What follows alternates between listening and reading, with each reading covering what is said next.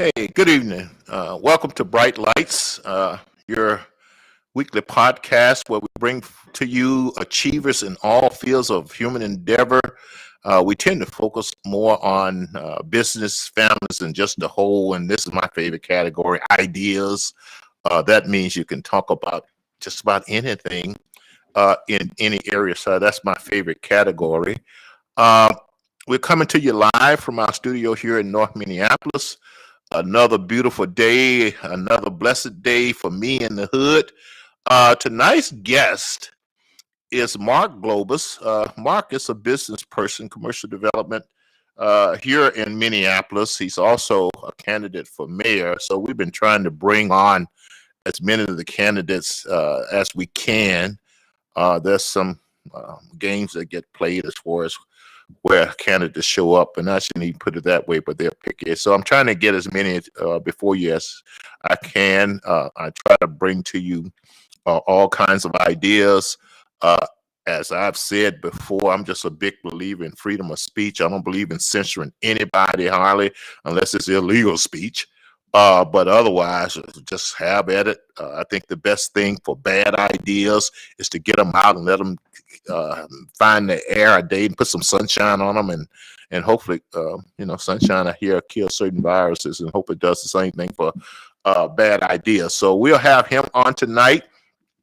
For those of you who wants to support this program, you can go to my website at lacyjohnson.com and you can subscribe, you can donate, you can order from the online store. So check that out. And it's mainly we constantly try to improve every week. A lot of the stuff is new for me, but I'm just adventurous anyway. Each week I try to start off with a few news items on the national level, and talking to someone today, I'm still old school. I still remember when China was Red China. I still remember when we had to practice evacuation from elementary school, where they would haul in army convoys, and us little kids have to jump up in the back of these big trucks, and just in case Red China, the Soviet, Russia, or someone's decided to launch a nuclear weapon. So I still remember that.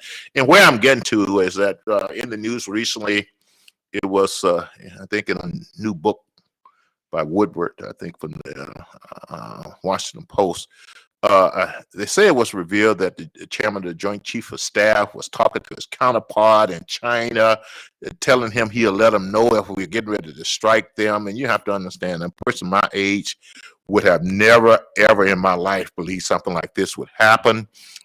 We've seen the border crisis of immigrants at the border. I've heard some discussion, and I haven't read it in detail myself, so I hate to get into it too much because I like to do my homework, and I haven't quite done it here yet. That there's some discrimination. They're treating the Haitian refugees and immigrants a little different than anyone else, and anyone who knows that immigration issue, you understand why that's happening. And then just today, I think I was reading they can't agree on any type of national police reform. That doesn't surprise me, but I'll leave that at that right now.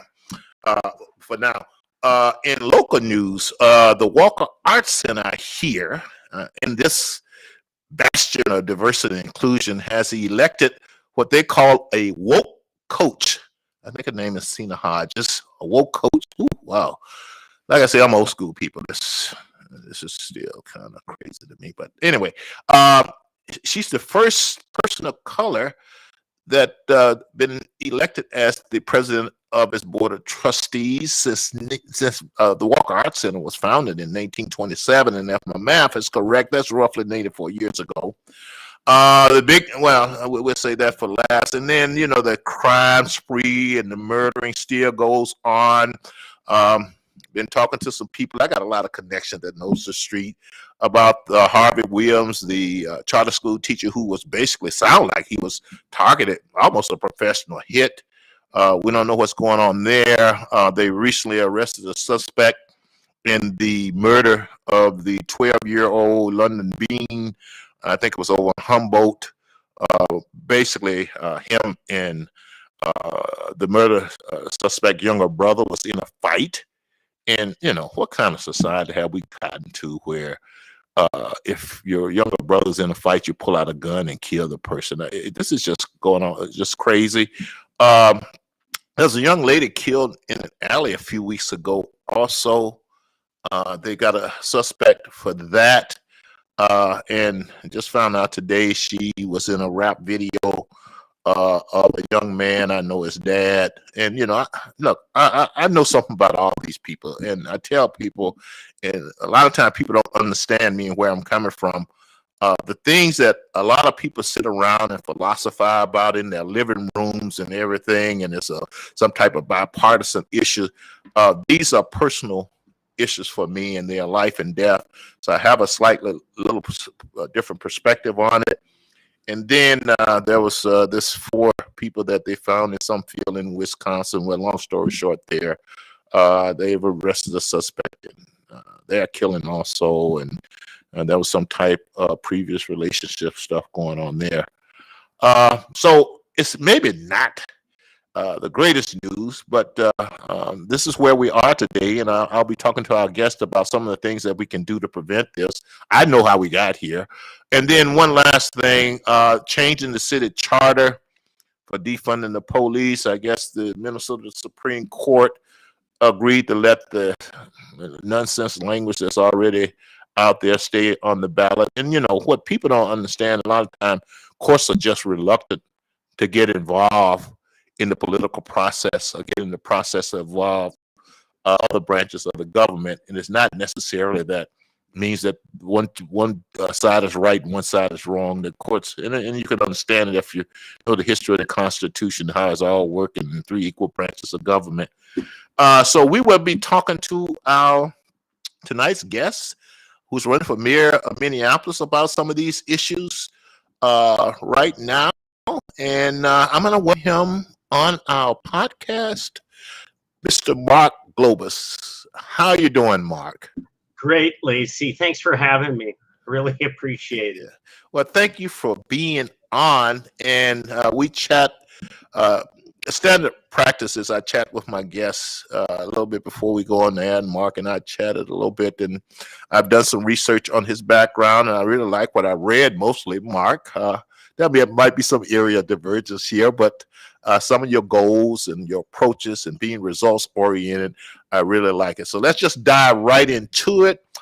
Before we do that, I always like to get some background on the guest and let him give some background on where you were born and your education, family life, and all the great things that happened that would have predicted that you would end up developing property and running for mayor. So tell us a little bit about yourself, Mark. Just a few background points. I was actually born in Boston, Massachusetts. My father is a physician. He was doing his medical residency there. And I moved around a little bit as a kid to see a few different cities: Boston, Washington, D.C., and Laguna Beach, California. Parents ended up getting divorced. My mother's family's from Minneapolis, so we moved back, and I've been in Minneapolis since I've been a young kid, kindergarten age. And what a amazing place to grow up. I just love this city, and I feel really fortunate for the opportunity to have grown up here. Yeah, I understand that. And then I know you went to the University of Minnesota. You eventually went to law school, and you eventually started a commercial property development company. Why don't you tell us about your company that you're currently running right now, Mark? And Sure. Perhaps frame it, after you tell us about it, frame it in the sense of the impact of the current business environment in Minneapolis that is having specifically on your company. Yeah, good question. Just a little bit more background. I went to William Mitchell College of Law. After law school, I worked as a corporate entertainment attorney for a few years, and then I segued into commercial real estate. I really like bringing parties together, getting deals done, and moving projects forward. That's always been my strong suit, is is bringing various parties together and getting a job completed.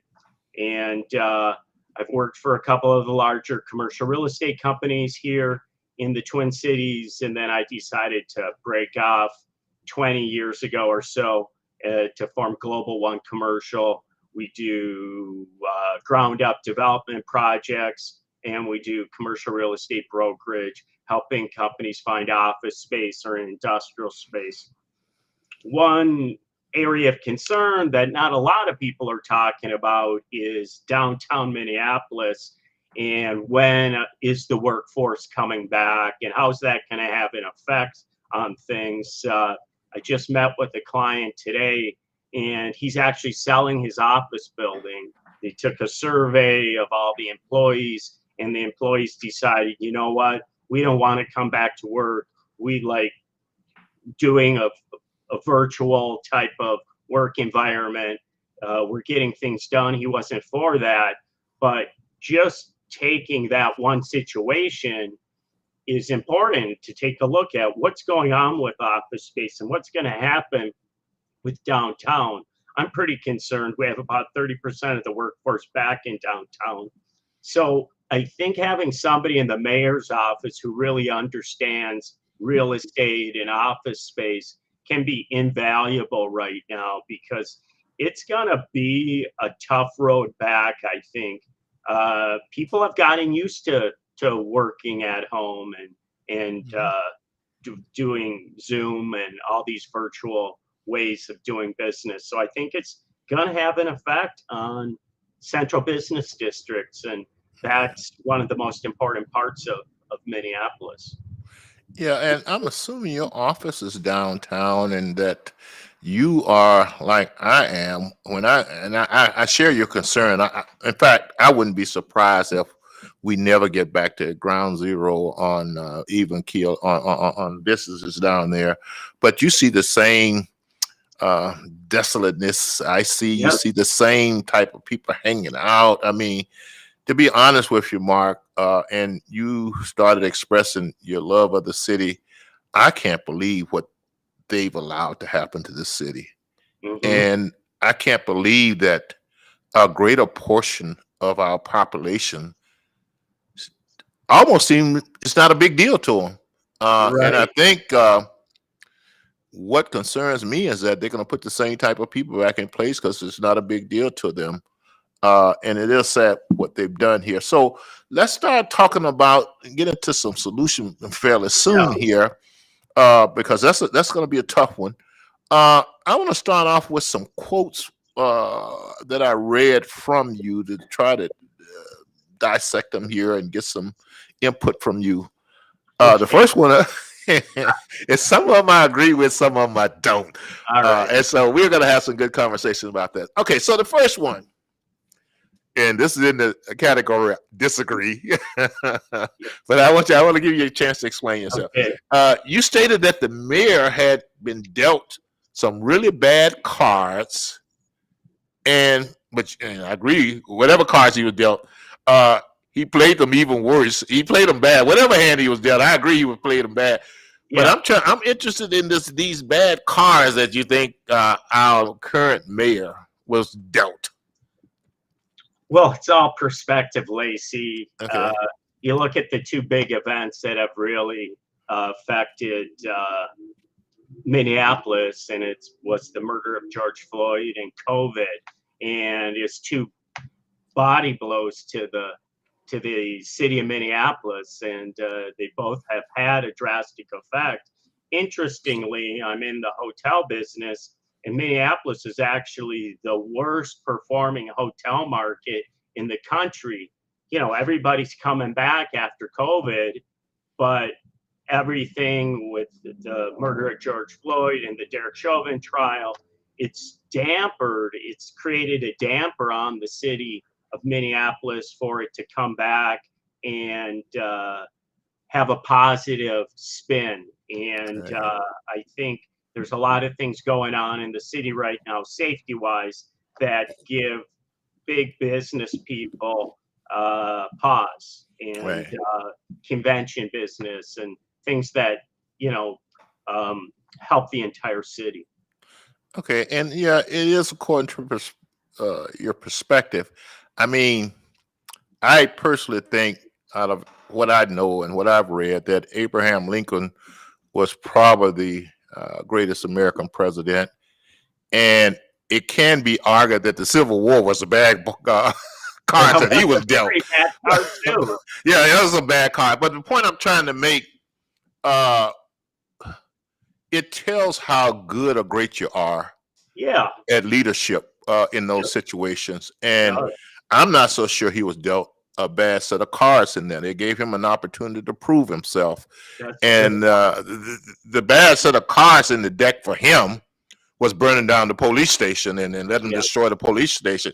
He dealt himself that card.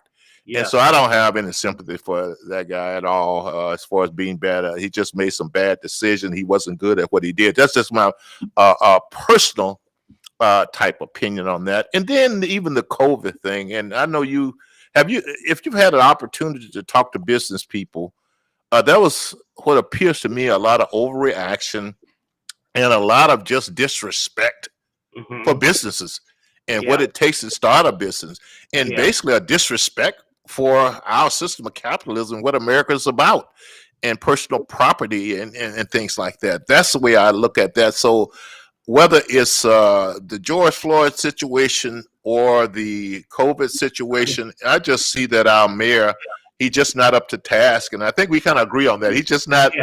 He's just not up to the task. You Okay. know what's interesting on the COVID situation, and I haven't seen a lot of people talk about it, but there's been all these protocols that have been put in for the city of Minneapolis and the businesses, and the same protocols are not in place for the first ring suburbs, and there's not a wall up Right. around the city of Minneapolis. So I don't believe, I'm not a doctor, but I think that you're still going to have the transmission of COVID, and because people are going to go into, say, Golden Valley or St. Louis Park, have dinner, come back to Minneapolis. But here, there was much more stringent rules for all the restaurants and hotels and every business. And even after the governor uh, announced certain procedures, Jacob Fry didn't listen. He Yep. disagreed with the governor and the CDC. He made up his own rules. And I don't think Jacob Fry is Mhm. smarter than the CDC or the governor. He's not a doctor and he's not a scientist. So I sat next to him in a debate about a week ago, and he told me he was proud of the way he had responded to COVID in the city of Minneapolis. And in my closing, I let him know that I don't understand how you could be proud, because he's really hurt a lot of businesses that didn't need to be hurt. Yeah. And I'm assuming you've had a chance to talk to some of the downtown business people. There's a Mhm. lot more unfriendly type of things that was going on behind the scenes. We read in the papers about the tough time they were having to get demolition licenses. I know even after they opened up, they were being Yeah. harassed basically by the health department and inspectors Mhm. and all kinds of little petty things. So it was almost like, and if it's true, and I have no reason to doubt that it is not true.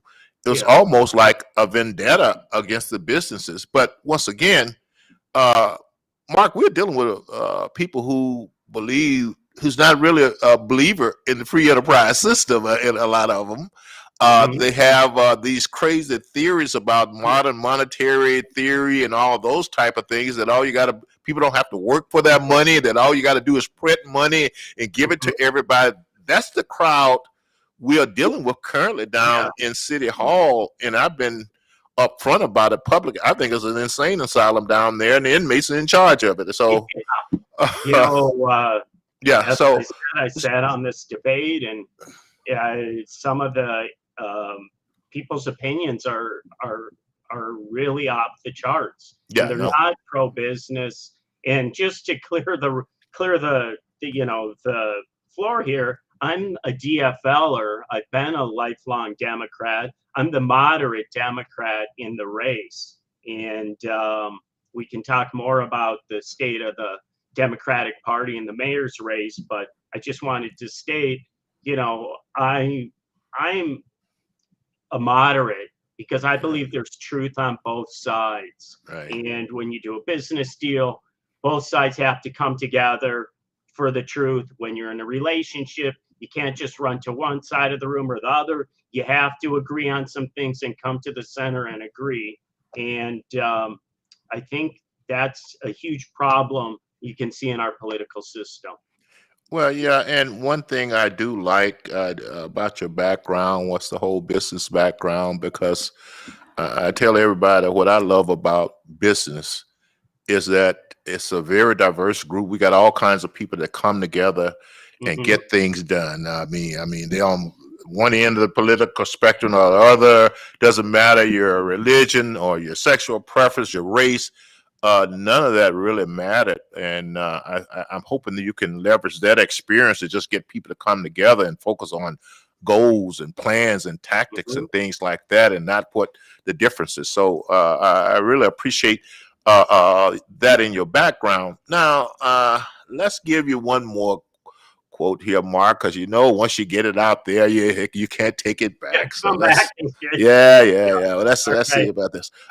So you said Democrat principles and values drive your core beliefs every day.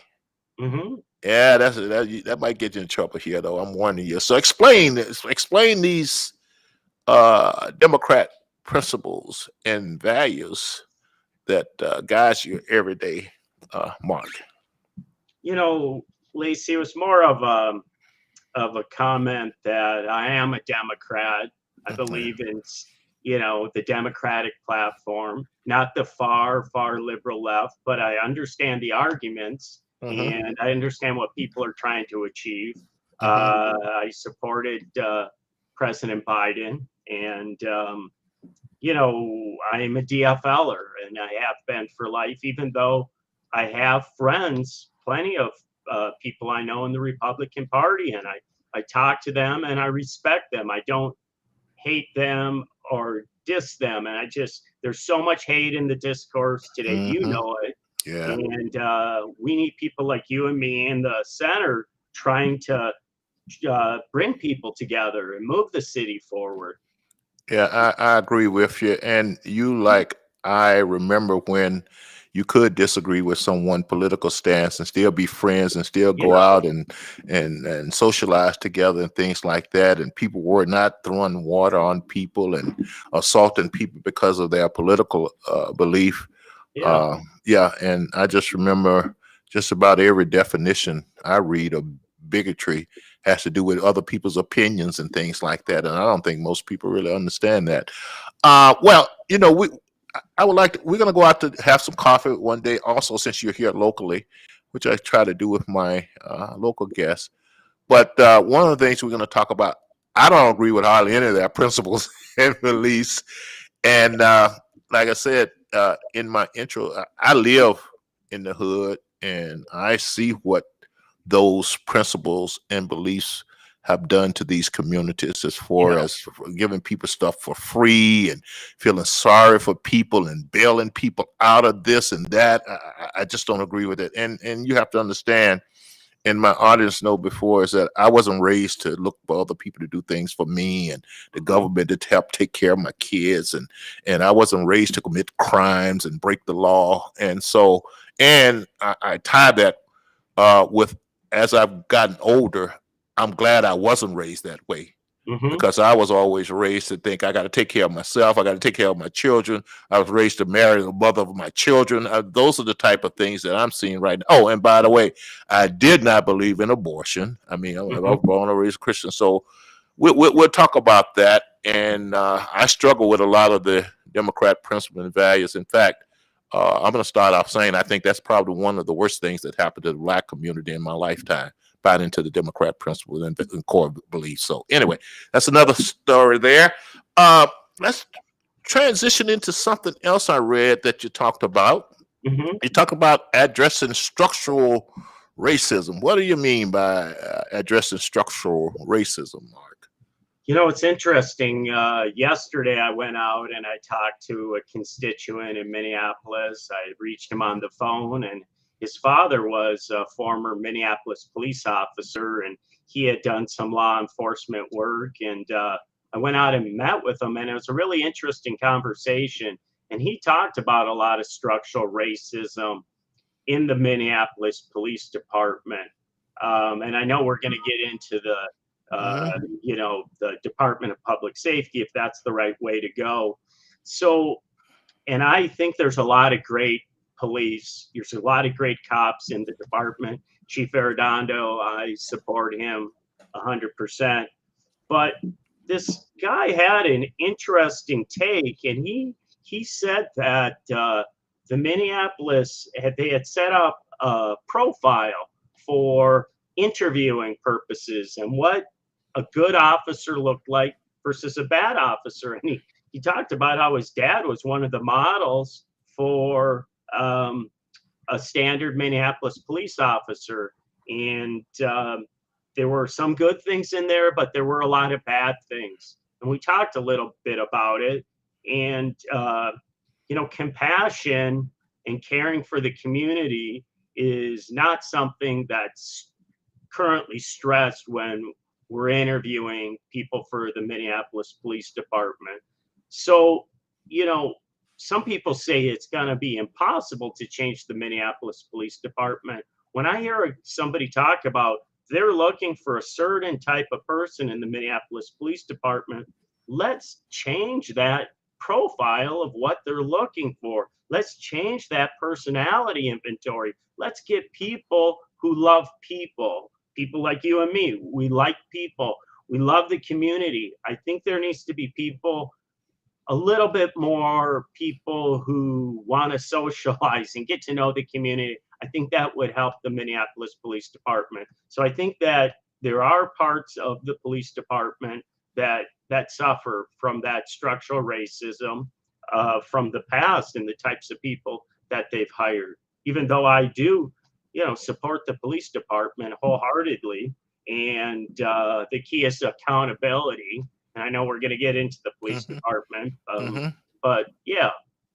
Yeah. Well, Mark, I normally don't get into this much details in dissecting that issue with many people, but since you are a business person, and since I'm assuming that you're data driven, because you wouldn't still be in business if you were not, and I'm assuming that you have some employees in your company that has a will someday misbehave, and I'm going to assume that not everybody's fit the kumbaya, I love everybody kind of philosophy on your staff. So let's just dive into a couple of things right quick, and we'll go back to, well, I'll save your last quote for last because I think that's good. But what do you see? What are we trying to solve? I guess, Mark, and that's Mhm. I want someone to uh, define for me in clear, concise term Okay. what's the issue and what are we trying to solve. Well, the issue in Minneapolis is this. We've seen first of all, let me say, Jacob Fry is a good guy. I was a supporter of his 4 years ago at the DFL City Convention. I got behind him. I wanted him to get the endorsement. I had been a full contributor to him a number of years, that he's been in office. But Mhm.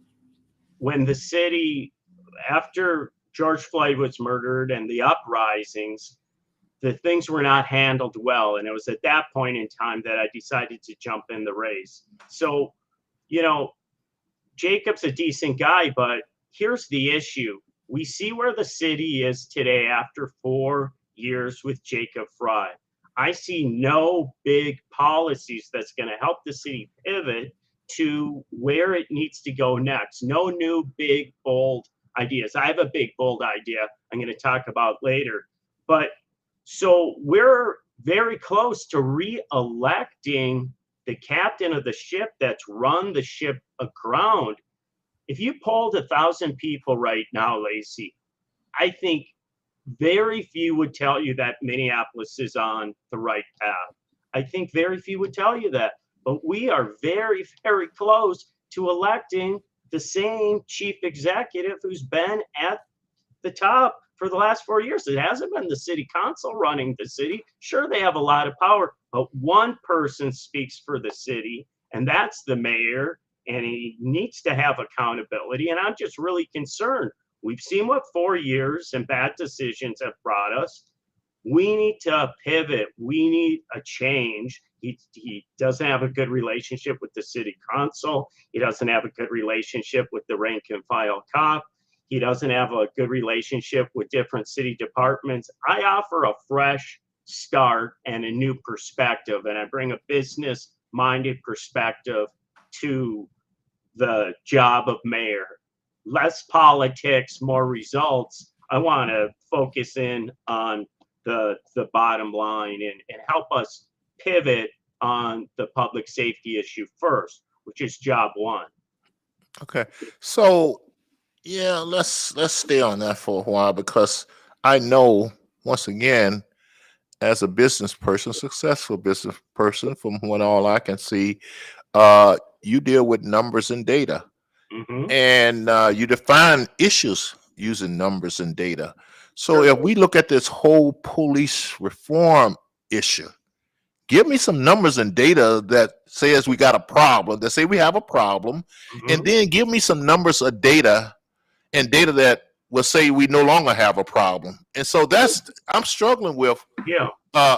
I'm struggling with, what's the goal of this? Is it no unarmed killings? Is it unarmed killings of no black people? Is it what are we trying to achieve? And what's the data that defines where we're at now versus where we're trying to go? And I'm trying to take it out of the emotional thing, because like you probably already know this in politics. My youngest son always reminded me that people care more about how you make them feel than what you do for them. And so in that background, help me explain, what are we exactly trying to achieve? And with these change in questioning, with these residence requirements, what exactly is it we're trying to achieve, and quantify it for me if you can?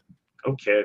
So, I understand where everyone's coming from in the public safety issue. There's a big continuum on it. I think everybody in the city wants a safe city where people are respected and the police department works and there's accountability. But there's a question about, how do we create a safe city and how do we get there? So I am not for the new Department of Public Safety. I'm not supporting the defund the police question as it's written. The main reasons being is, our police department is very important to the city and its mission, and we need to support that. And if we create a new Department of Public Safety, one interesting thing about this new Department of Public Safety is this, Lacey, and people aren't talking about this, is that, say there's going to be 2 or 3 food groups in there, right? Some people are saying there's going to be a police department, some are saying there's not. But let's say there's a police department, but let's say there's a social work department, and let's say there's a psychologist department. We know the size of the pie. So even if that ballot measure passes and there's a new Department of Public Safety, we know one thing. We know that police department is going to be smaller than it is today, because there's only so much pie. There's only so much funding to fund that Department of Public Safety. So I think it's a mistake to go that direction. I want to do a bottom to top reorganization of the police department. I think there's some great officers there. But back to your question about the data, what's interesting about the data is we've already defunded the police, Lacey, not by policy, but organically. And what's happened is early retirements, PTSD, we have 25% less police on the force today. We are more than 25% less. And we can see the statistics. The proof is in the pudding. Murder is up, crimes are up, shootings are up, carjackings are up. All these statistics indicate that cutting back that 25% or more of the police department has not been effective. So people say, let's defund. We've already defunded. We can see what's happened with it. So that's not the right direction to go. Well, I think you hinted at it earlier. These are some very radical people with these radical ideas. Hmm. And how can anyone talk about defunding the police is beyond me. And once again, Mark, I've been rather upfront. I'm not fooled by this language thing and this rewording thing. I know that their objective is still to defund the police, and they can call it whatever they want. Hmm. They can try to reconfigure themselves to fool the public and the voters. Yeah. I know what the ultimate goal is. And the other part I do know, and once again, I remind me, like I said in the introduction, the people that's getting killed out there, I know them. This is not some type of philosophical bipartisan thing. Hmm. And I don't know any black people, especially, who's in favor of defunding the police. I've met them, and just about everyone I've met is strongly against it. Right. And I find it rather ironic the people who saying they're doing it to help us, which I think is another scam, are not Okay. listening to us. So anyway, so let's talk a little. So I've read where you would, after a few years, make residency a requirement for the officers. I do think that living in the community, understanding the community does have value, bring great value to it. Mhm. But once again, I think there's some other things that we can do. And I also think that, and this is just me, Mark, anytime you got a loaded gun, Yeah. even if you're by yourself, something eventually gonna happen bad. And I'm Hmm. not so sure we're taking all that in consideration as we rush to judgment. You talked about the crime, and yes, we are tired of it. You mentioned, I wish I had as much confidence in the voters that they're gonna really understand what's going on here and hold people accountable Hmm. for what they've done to the city as you did. What do you think about the charter language and changing the charter? Did you agree with the Supreme Court decision to let the language go as it is, which is kind of like, to me, is an old bait and switch kind of a language that, we're going to have a public safety, we're going to have this, but I just really think the ultimate goal is to defund the police. Did you agree with the current charter amendment language that they have in there and the note that they attached to it? Right. Well, you stated it well, Lacey, when you said, the courts try to stay out of politics as much as possible. That's an underlying assumption Mm-hmm. in American democracy. But what I noticed, which was odd to me, is I thought the language got worse and worse every time the city council started playing with it. The initial language in that ballot question seemed pretty negative. Like, how could you vote for this? And then it had the note that explained things very clearly about some of the outcomes that could happen. And that was helpful. And, each iteration, I noticed that the language was getting softer and softer. So I think a lot of that is the fault of the mayor and the city council for not making the language more, it has to have specificity so people understand what it is. I'm not comfortable, frankly, with the current language. I thought it was really interesting, the lawsuit that these three individuals brought at the last minute. And I know two of the three, and is very, interesting. And but it is going to be on the ballot. And there's a ton of disinformation out there, as you know. Mm-hmm. Um, you get it on your cell phone, you get a text message, and people sent me a text message saying, a few days ago, hey, the new Department of Public Safety is going to have a police department. And I said, I texted them back and I said, no, that is not correct. That is not what the language is. It may or may not have a police department, and they're spinning this pretty seriously. Yeah, someone sent me a recent poll. They say, except I think polls often try to shape public opinion and reflect it. That showed a slight majority favor that language, and it's almost incredible. I mean, it's just to me, it's like we're in a whole new dimension here, a whole new reality here. So the reforms that they're talking about and that we want to make to the police department. Mhm. Here's the challenge, and I need your input that I'm having. And I'll start off with this, Mark. I don't know of any issue involving human beings, between human beings, that is solved when one side says all your fault, and if you just change this problem, it'll go away. Mhm. And this is where I'm getting to. It seems like a lot of the opinion and philosophy is that it's all the police fault, and if you guys just change, it'll go away. And we've been saying this. I told someone Rodney King happened over 30 years ago, Mhm. and we've been taking that same approach. It hasn't worked. It seems like we keep doubling down on it. And this is where Yeah. I'm getting to, Mark. I'm one of those people who, well, first off, and I can honestly say, whenever I see an issue out there that I care about, my Mhm. first question is, what can I do about it? Yeah. What's my responsibility and accountability in this? And this is where I'm going. When I look at the whole issue of reform and criminal justice, it Mhm. seems like a lot of people are being let off the hook. And I'm gonna get even more specifically. I'm concerned, and it's out of love.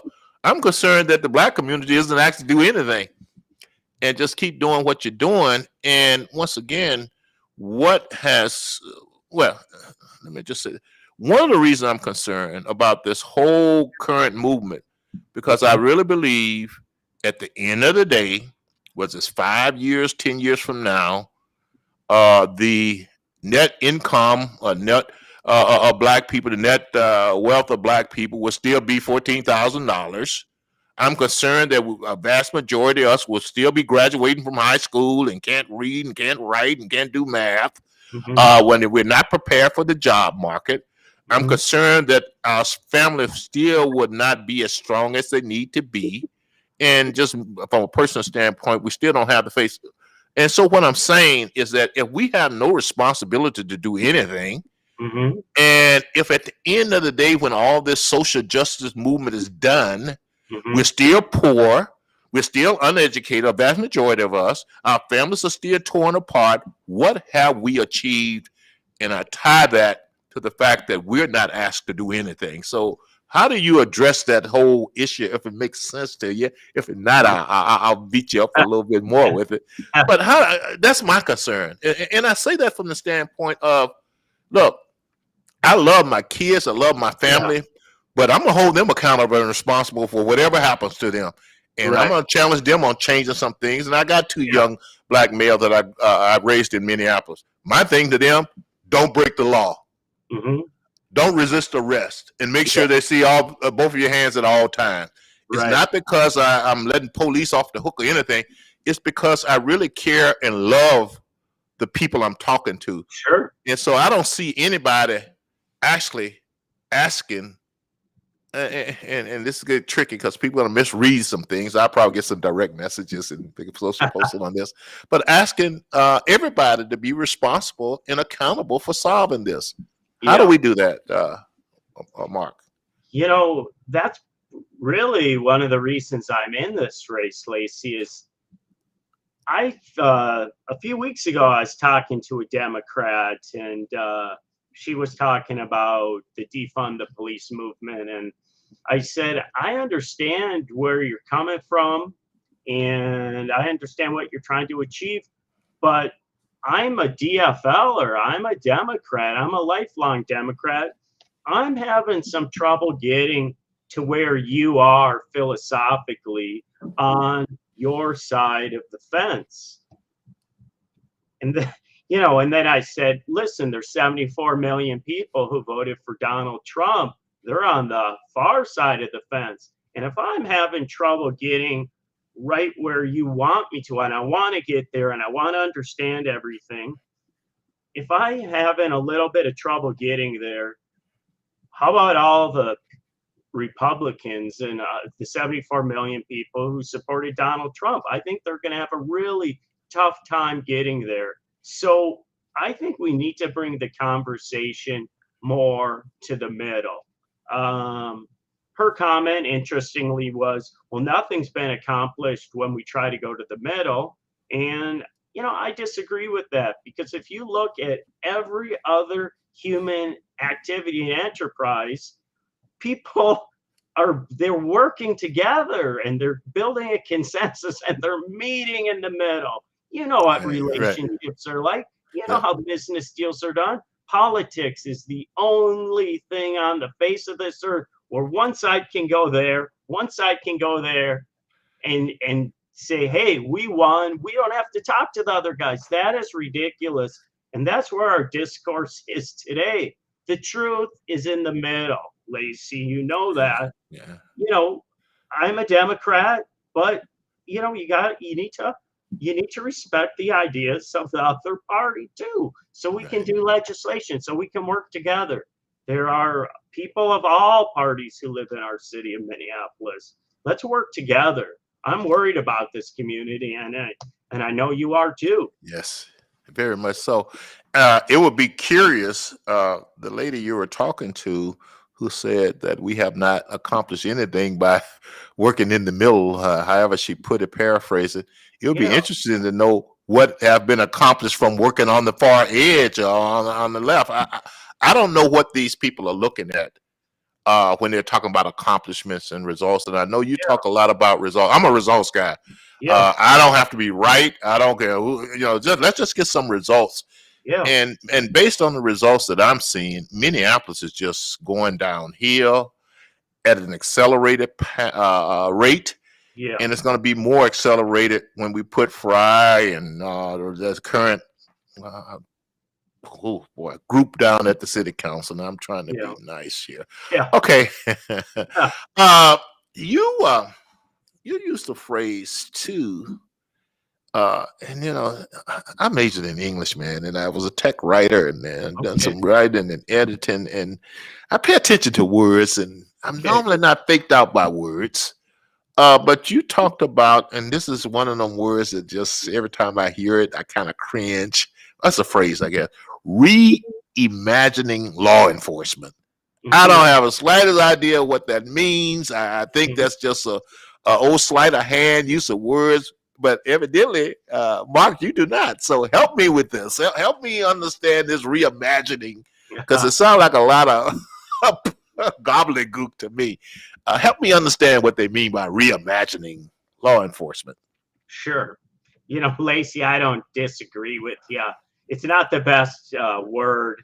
What I want to do is I want to keep the Minneapolis Police Department. There's some really good officers on the force. I want to bring it back up to full force again. What's interesting is Jacob Fry says, I've always been supportive of the police. Well, in December of last year, he signed the city 2021 budget. It cut $8 million off the police department. They had to cancel some cadet training classes. So how is that always supporting the police department? Now that the wind is blowing back towards, listen, we need to protect our community. Now Jacob's saying, hey, I've always had the back of the law enforcement. And people really need to look at the facts. So reimagining law enforcement. I think it's let's change some hiring practices. One thing that I really like to do is and this is something new. I'm an ideas guy. I want to create the country's best police training academy, the top training academy. The FBI has the Quantico Academy. I want to create an academy in Minneapolis that trains the best police in the country. I want to call it the Pond, or we'll name it something else. So during the day, you have standard police training from the best experts. But at night, what's unique is you've got a classroom experience where you have experts coming in talking about psychology, salesmanship, people, understanding the family, compassion. So we can create an amazing training academy where not everybody's going to pass. Only the best and the brightest are going to be Minneapolis police. Everybody else, hey, they can go to Wayzata or Eden Prairie. We only want the best cops. We need to have the best paid police officers. Obviously, they have the toughest job in the state, but we want to train them the best, give them the best training possible, but also give them a whole new perspective about understanding people. The police are really ambassadors to our city. Every day, they're interacting with people. And if you're not interacting with people, you're giving up opportunities to fight crime because people aren't comfortable coming to you any longer and saying, listen, there's a problem 2 blocks from me. I noticed an apartment house where it looks like there may be some drug deals, illicit activity happening. You need to be friendly with the community. The old style, New York City cop who's playing stickball with kids. And reimagining the police is also a new personality inventory. Getting a different type of person into the department. Still people who want to enforce the law, but who view the world a little bit differently and are a little bit more compassionate. And we need accountability. And those are the things we need. That survey you're talking about in the Star Tribune, it said people don't want a smaller police department. They want a police department that's accountable. Right. So here's the thing, and like I say, once again, people misinterpret it. But even if we make all the reforms that everyone have out there and put them in place, and they work perfectly, I'm thinking we're still going to have a cell phone video of someone, unarmed person being killed. And I'm thinking that unarmed person every once in a while going to be a black person. And so does that mean and by the way, I do believe that we should constantly try to improve any situation, any organization, any process. That's just my background and what it has taught me. You can always improve things. So let's work very hard on improvement. But if the issue is some unarmed person being killed by the police under tough circumstances, unjustified, because it is inhumane, some of the stuff, we're still gonna get that. I can't see in a world of human beings with all our faults and flaws and anxieties and things like that, ever coming up with a scenario where that will not happen. And I know you shouldn't say that, and it's not popular, but I'm not so sure we're thinking this thing all the way through here. So what do you say to that? Okay, even if we do everything that Mark want to do, there's still going to be that cell phone video.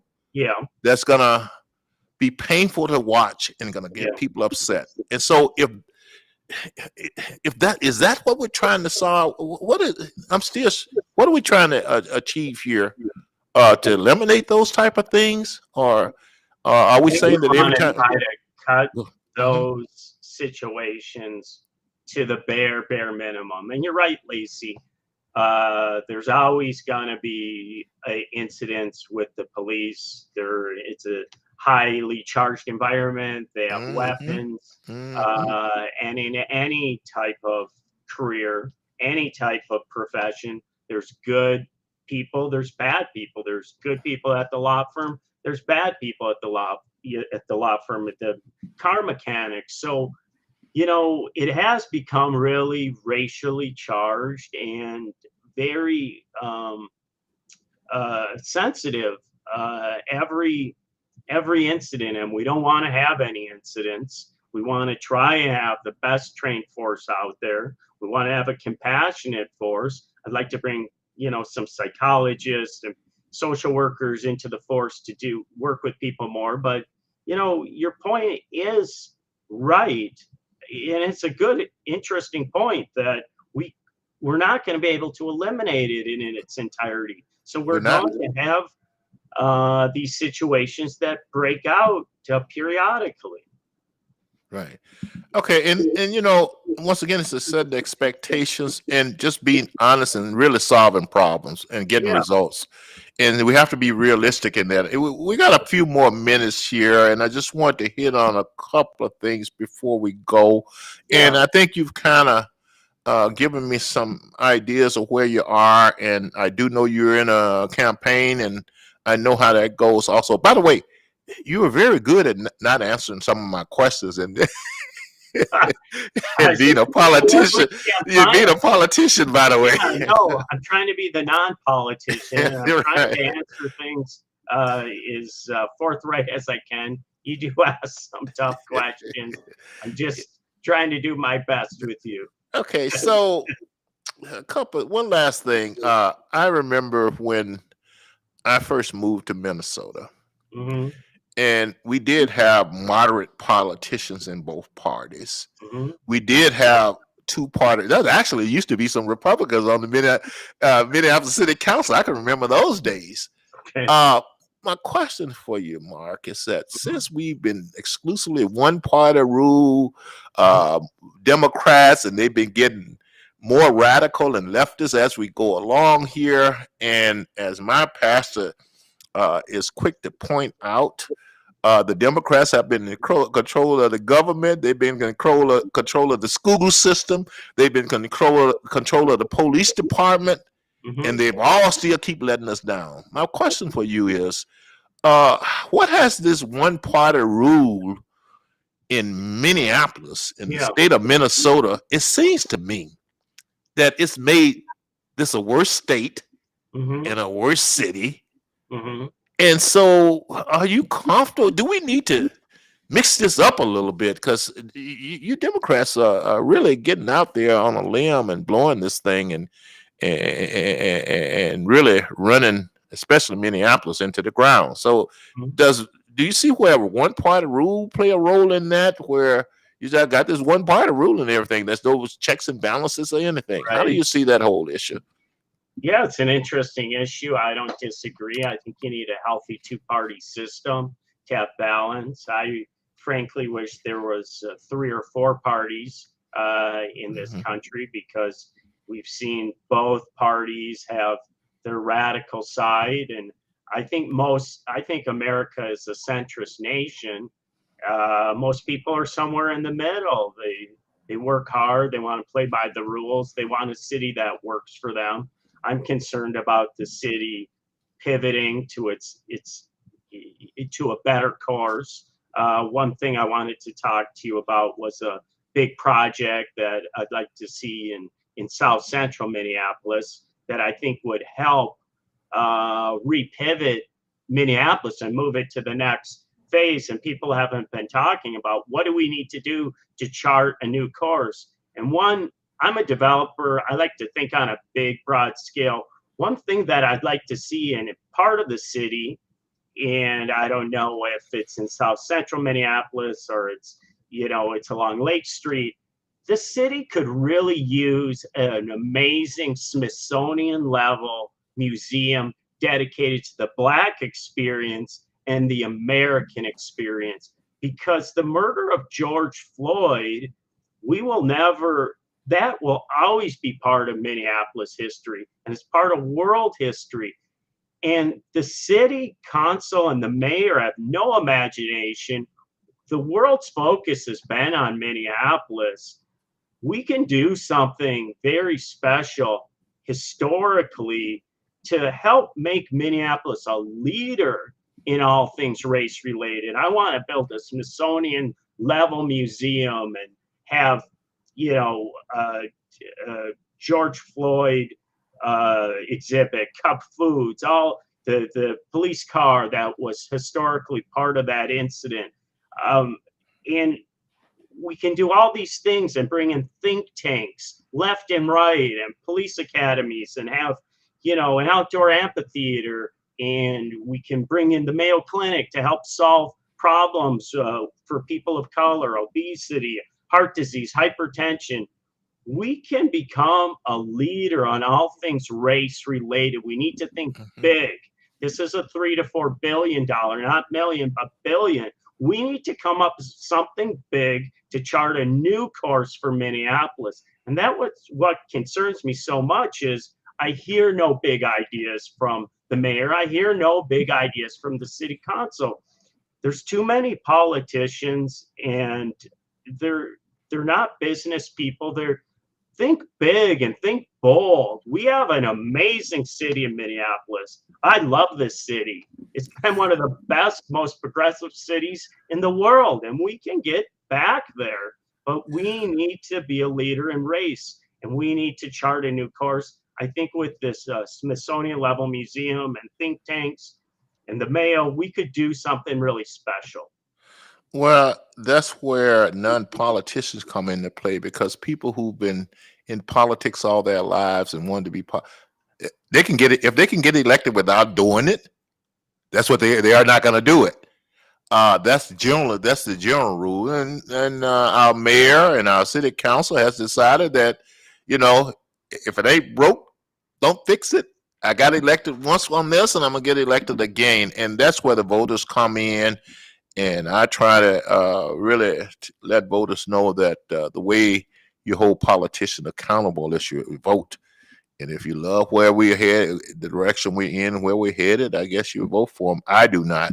Uh, I like to leave our audience with a positive message.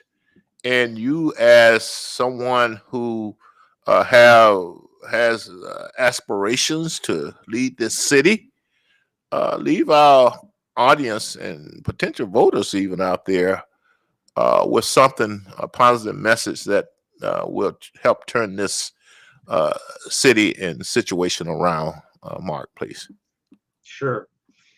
You know, Lacey, I really care about this community. I grew up here. I love this community. We have a black eye. What concerns me is we're on a current trajectory. If we re-elect the current mayor and the current city council, what's going to change? The car's broken. So let's get new people in. Let's get some new ideas. Elect me as mayor. It'll be a fresh start, a reboot. We can do so many things. The well's polluted right now. We've seen what's happened in the leadership. And let's bring our city back. We have such an amazing city. I am so proud of our city. Uh, Whenever I come home, I'm always so glad to be back in Minneapolis because it's such a fabulous place to live. We can't forget who we are.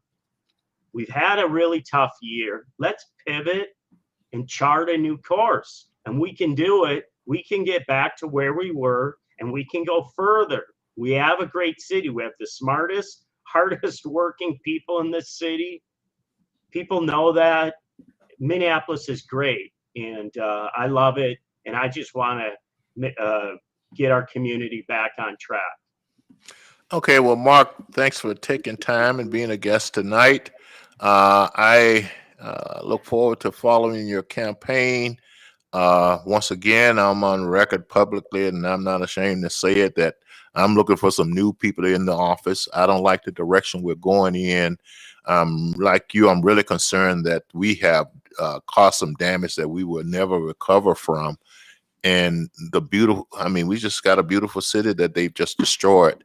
And a lot of the voters that I talk to don't seem to want to hold the current administrator accountable for anything, and because they make them feel good. So good luck. I'm gonna get in touch with you.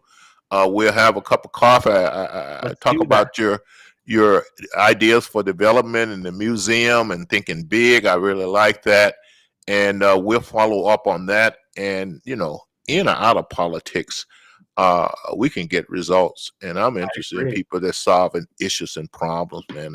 These things have gone on too long. So once again, appreciate you being on. Look forward to meeting you for a cup of coffee or something, breakfast or something, and talking some more about how we can work together and make things better, Mark. So thank you very much.